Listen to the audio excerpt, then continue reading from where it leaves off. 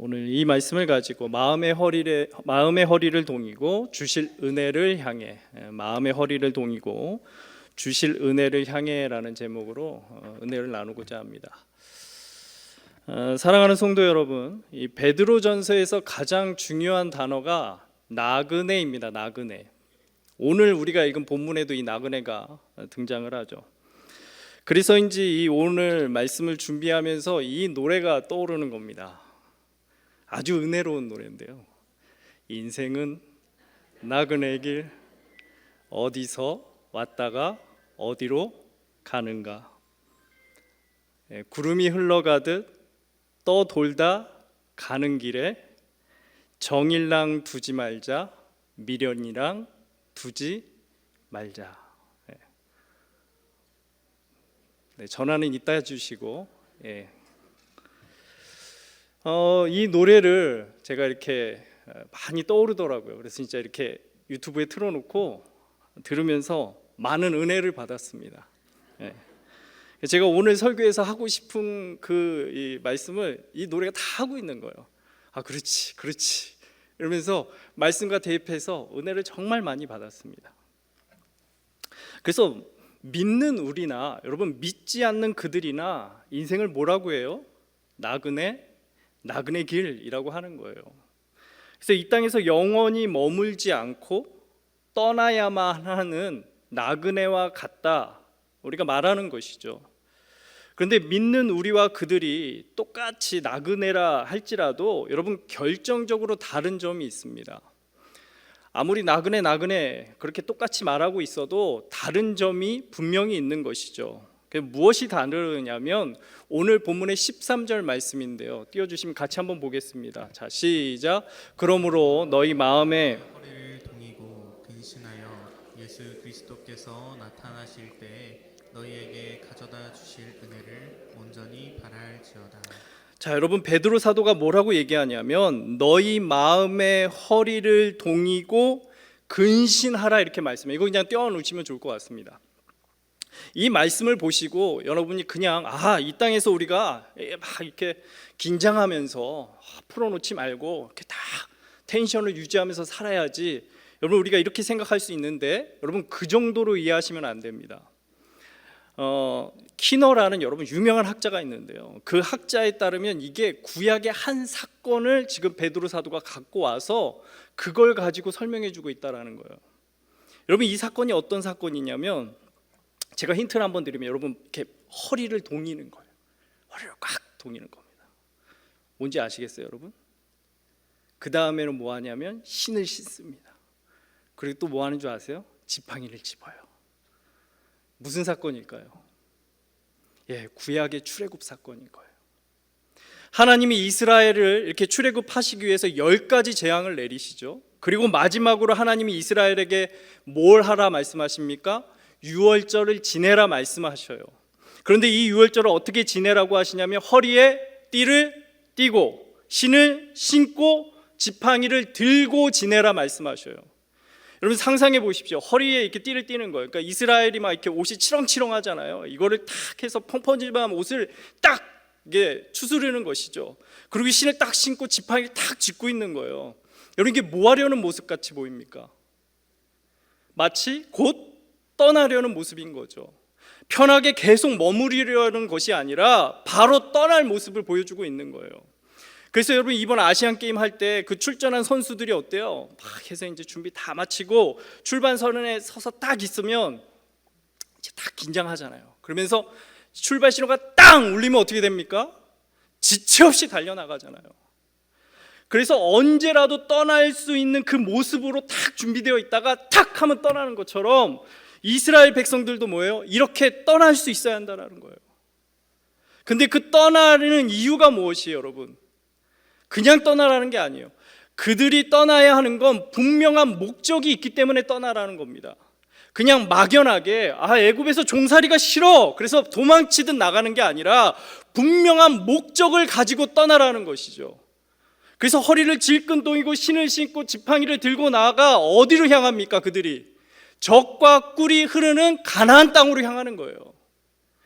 그냥 미련 없이, 그러니까 여러분 젖과 꿀이 흐르는 그 땅을 향해 간다라고 하니까 미련 없이 떠날 수 있는 것이죠. 만약에 아무런 목적 없이 애굽을 나가서 그들이 광야에서 헤매다, 이게 너희의 목적이다, 그러면 여러분 뭐하러 떠나겠습니까?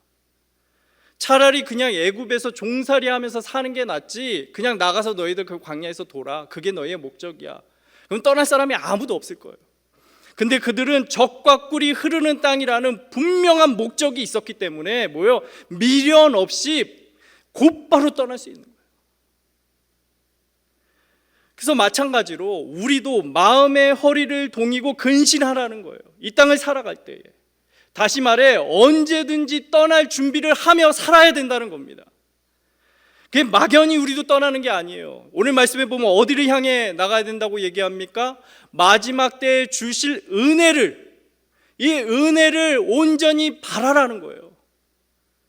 그래서 믿는 우리에게는 젖과 꿀이 흐르는 땅이 바로 그것인 것이죠. 마지막에 주실, 우리에게 주실 그 참 은혜, 그것인 거예요. 그것을 온전히 바라며 살라는 거예요. 그래서 다른 것에 소망을 두지 말고 주실 은혜만을 바라며 끝까지 그것만을 향해 나아가라 말씀하고 있는 것입니다. 그러므로 이 땅에서 우리가 나그네로 살 때 가장 중요한 것은 무엇이냐면 이거예요, 여러분. 무엇에 소망을 두고 살아가느냐예요. 믿는 우리나 믿지 않는 그들이나 여러분 똑같이 나그네로 산다고 했잖아요. 그런데 그들과 우리가 다른 점은 딱 하나인 거예요. 무엇에 소망을 두느냐는 거예요. 이것에 따라 전혀 다른 삶을 살게 되는 것입니다. 이스라엘이 여러분 그 출애굽하고 나서 그 1세대들이 왜 실패하였어요? 그들은 가나안을 끝까지 소망하지 않았어요. 조금만 힘들면 어떻게 말합니까? 애굽이 좋았다, 애굽이 좋았다, 자꾸 그렇게 투정하죠. 특히 뭐예요? 애굽에서 먹던 것이 좋았다, 그렇게 노래를 부르잖아요. 그런데 아무리 여러분 그게 좋았더라도 종으로서 그게 먹던 게 좋을 수 있어요? 그럴 수 없는 것이죠. 근데 이스라엘은 이러했던 것이에요. 가나안을 향해 거기만을 끝까지 소망하며 가야 하는데 어때요? 조금만 힘들면 흔들흔들하는 거예요. 그리고 가는 길에 수많은 이방 나라들을 거쳐가지 않습니까? 그때마다 생각하는 거예요. 굳이 가나안 땅까지, 여기도 좋은데.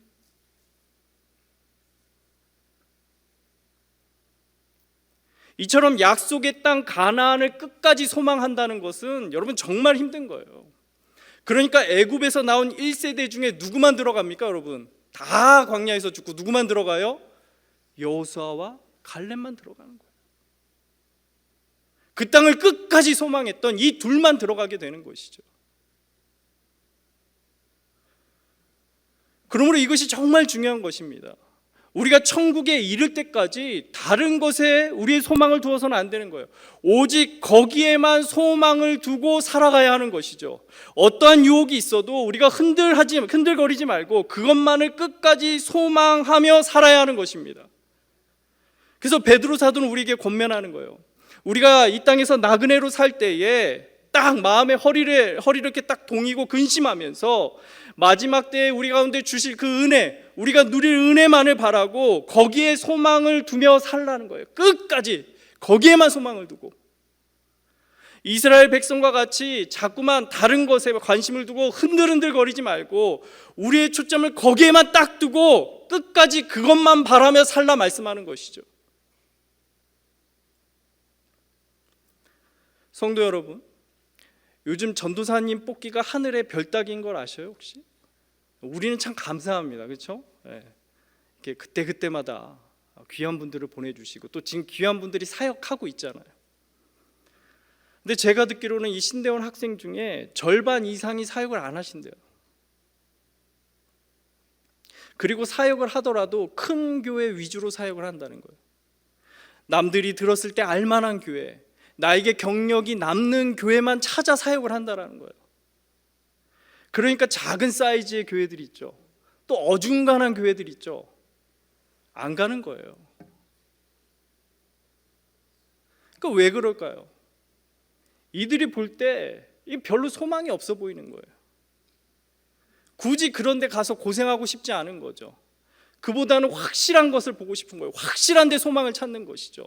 규모가 큰 교회, 남들이 알아주는 교회, 자기에게 남는 교회를 찾아가는 거예요. 그러니까 여러분 이게 뭐가 다릅니까? 요즘 청년들이 중소기업 안 가잖아요. 어디 가요? 대기업만 찾잖아요. 사역도 이렇게 생각하는 거예요. 그러니까 여러분 그렇게 사역을 와서도 좀만 힘들면 어떻게 합니까? 좀만 안 좋으면 어때요? 사역 그만둔다고 하는 거예요.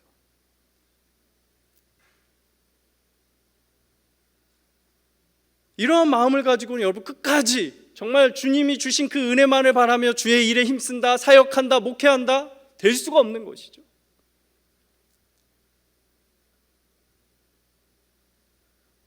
제가 첫 사역했을 때 저희 교회 성도가 50명이었습니다. 그때 제 사례가 50도 되지 않았어요. 지금은 전도사님들 장학금을 주죠. 그땐 그건 꿈도 못 꿨습니다. 그런데 이렇게 사례 받을 날이 있잖아요. 우리도 25일 날 저희는 주는데 사례 받을 이렇게 몇 주 이런 것까지 제가 말씀드려서 근데 딱 그 주는 날에 재정 집사님이 저희 또 장로님이 없어서요. 집사님의 얼굴을 보면 알 수 있어요.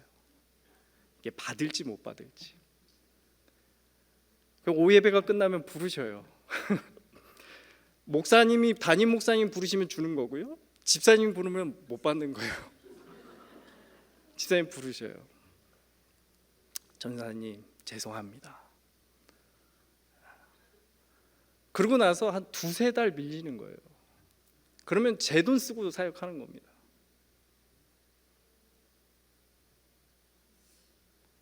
그러니까 이런 고생을 하면서 한편으로 인간적으로는 그래 하나님 내가 여기서 고생하면 그 다음에 더 좋은 교회로 열어주시겠지 이런 마음을 갖죠. 근데 한편으로는 또 어떤 마음을 갖냐면 그렇지 않더라도 내가 나중에 하나님 앞에서 누릴 그 은혜가 클 것이라 생각하는 것이죠. 거기에 소망을 두고 그것이 힘들고 고될지라도 감당해 나갔던 것이에요.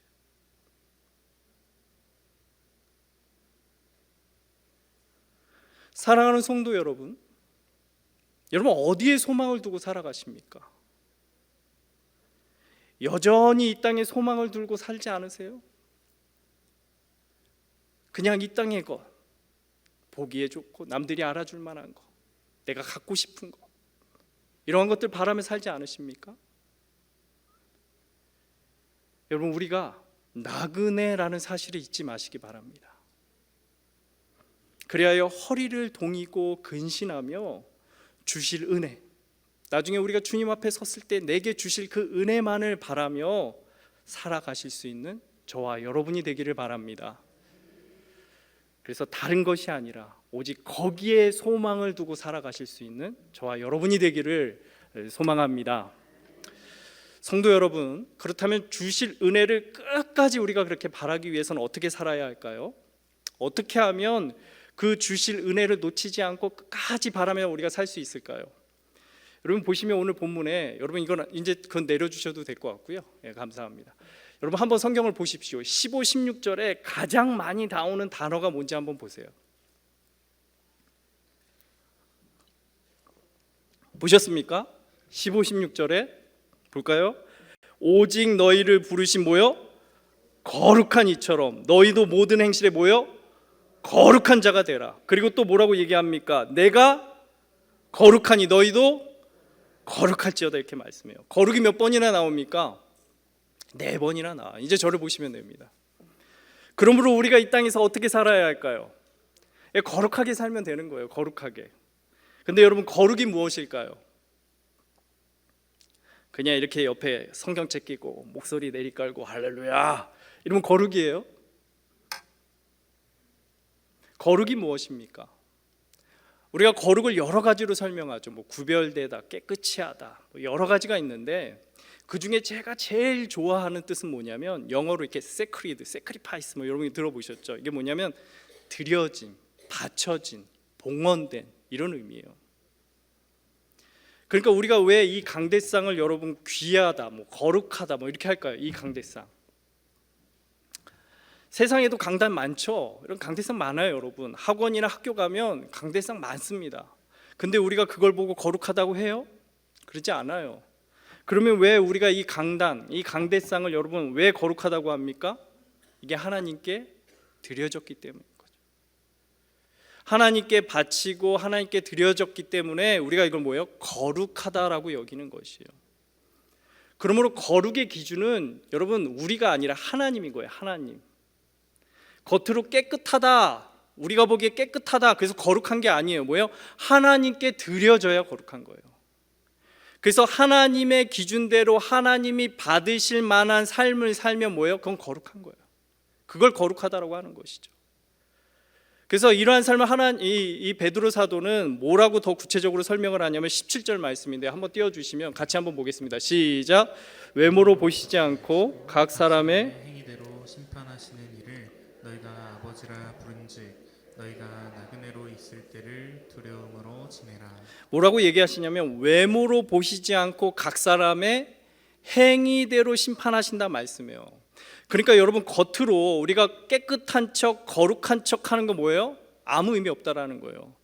그보단 뭐예요? 하나님은 네가 행하느냐 하는 거예요. 네가 정말 행하느냐. 그러니까 겉이 아니라 중심에서 우리가 우러나 행할 수 있어야 하는 것이죠. 그것이 하나님께 드려진 거룩한 삶이고 하나님이 받으실 만한 거룩한 삶이다 말씀하고 있는 거예요. 사랑하는 성도 여러분, 왜 갈수록 한국교회가 힘을 잃고 있을까요? 교회 외적인 환경은 여러분 예전보다 훨씬 더 좋아졌습니다. 요즘 여러분 개척교회 가보셨어요? 말이 개척교회지 여러분 딱 가보면 인테리어 시설 정말 좋아요. 예전처럼 천막 치는 개척교회 없습니다. 우리 교회도 여러분 얼마나 좋아졌어요. 그렇죠? 전에도 좋았지만 우리가 3층 리모델링하고 이 위에 다 리모델링하고 다 오시는 분들마다 뭐라고 얘기하냐면 호텔 같대요. 호텔. 근데 문제는 무엇입니까? 행실이 그러지 못한 거예요. 우리의 행실이 이전과 비교했을 때 정말 약해진 것이죠. 한 예로 여러분 이렇게 올라오시잖아요.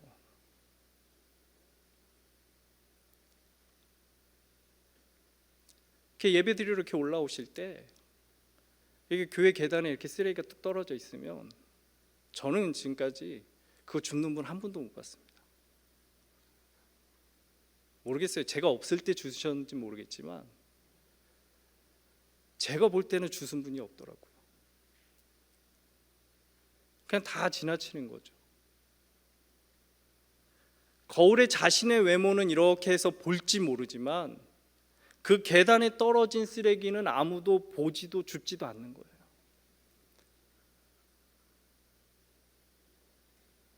우리가 안타깝게도 이처럼 자꾸만 겉으로 신앙생활을 하는 거예요.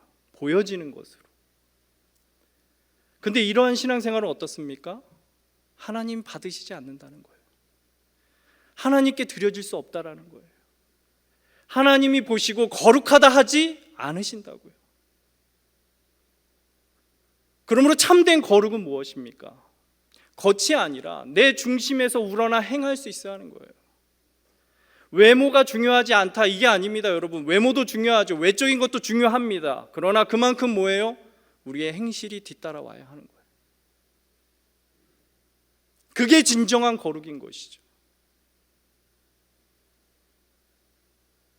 그래서 베드로 사도는 우리가 행하기 위해서 이렇게 해야 된다 말씀하는 거예요. 여러분 18절 19절 말씀 한 번 더 보겠습니다. 제가 18절 읽고 여러분이 19절 한번 읽어보시죠. 위에 띄어놨습니다. 너희가 대속함을 받은 것은 은이나 금같이 없어질 것으로 된 것이 아니요. 19절 시작. 오직 흠없고 점없는 어린 양 같은 그리스도의 보배로운 피로 된 것이니라. 아멘. 여러분 지금 무엇과 무엇을 비교하고 있습니까? 은과 금 그리고 그리스도의 피를 비교하고 있는 거예요. 근데 여러분 베드로 사도는 이 그리스도의 피에 무엇을 붙이고 있어요? 보배로운을 붙이고 있는 거예요. 다시 말해 보석, 보물이라는 거예요. 보석, 보물이다.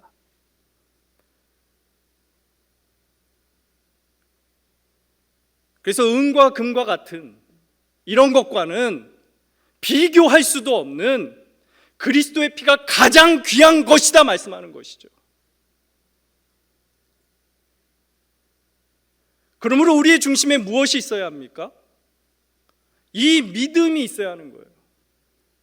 그리스도의 피가 세상 그 무엇과도 비교할 수 없는 가장 귀한 것이라는 믿음이 있어야 하는 거예요. 그럴 때 어떻습니까? 우리가 중심에서 행할 수 있게 되는 거예요.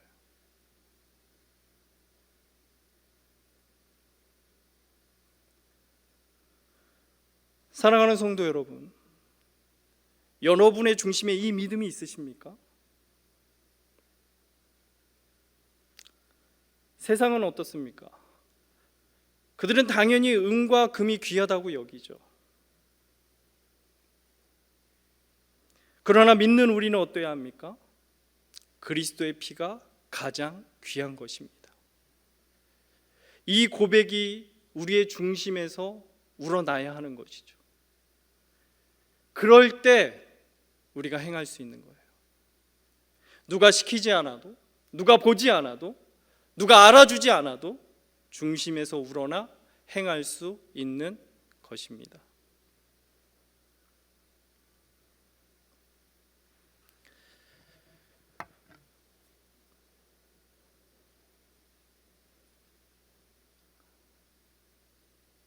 아마 여기 계신 분들은 그런 분이 없을 것 같아요.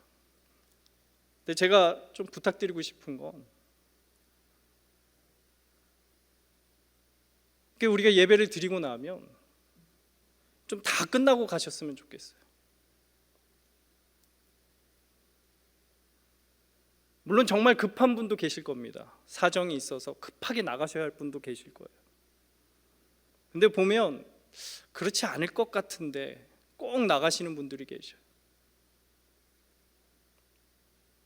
그래서 예배 시간 1시간 딱 지나면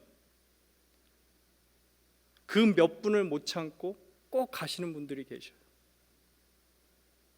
그러니까 오늘도 제가 저기 서 있는데 30분을 봤습니다. 안 나오시더라고요. 딱 1분 지나니까 문이 열리고 나오시더라고요.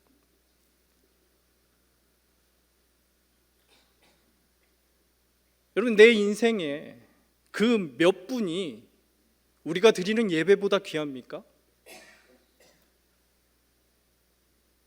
그리스도의 피가 그 몇 분과 비교했을 때 못한 것이에요. 예배의 가장 중요한 것이 무엇입니까? 우리의 중심이고 우리의 행실이죠. 그냥 겉으로만, 외적으로 몸만 왔다 가는 것은 아무 의미가 없습니다. 우리의 중심이 하나님께 드려져야 하고 우리의 행실이 하나님께 드려져야 그게 진짜 참된 예배인 것이죠.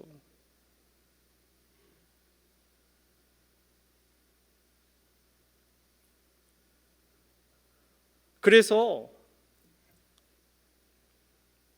내 중심에서 그리스도의 피가 가장 귀한 것이구나, 이 고백이 있다고 한다면 그에 맞게 우리가 행할 수 있어야 하는 것입니다.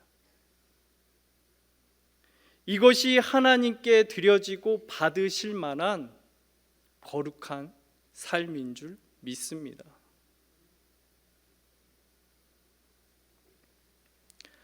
사랑하는 성도 여러분, 이 땅에서 나그네로서 허리를 동이고 주실 은혜를 끝까지 바라며 살아야 한다 말씀드렸습니다. 그래서 우리가 그러기에 어떻게 해야 합니까? 하나님께 받으실 만한, 하나님이 받으실 만한, 하나님께 드려질 만한 거룩한 삶을 살아야 한다 말씀드렸어요. 그래서 겉으로만 막 그런 척하는 게 아니라 그리스도의 피가 가장 귀한 것임을 알고 중심에서 우러나 행하는 삶을 살아야 하는 것이죠. 바라기는 우리가 이러한 삶을 살아가는, 이 땅에서 나그네로 살아갈 때 정말 이러한 삶을 살아가실 수 있는 저와 여러분이 되기를 축원합니다. 그래서 나그네로서 우리가 다른 것에 소망 두지 마시고 주실 은혜를 끝까지 바라며 살아가실 수 있는 우리 이루는 교회 모든 성도들이 되시기를 축원합니다.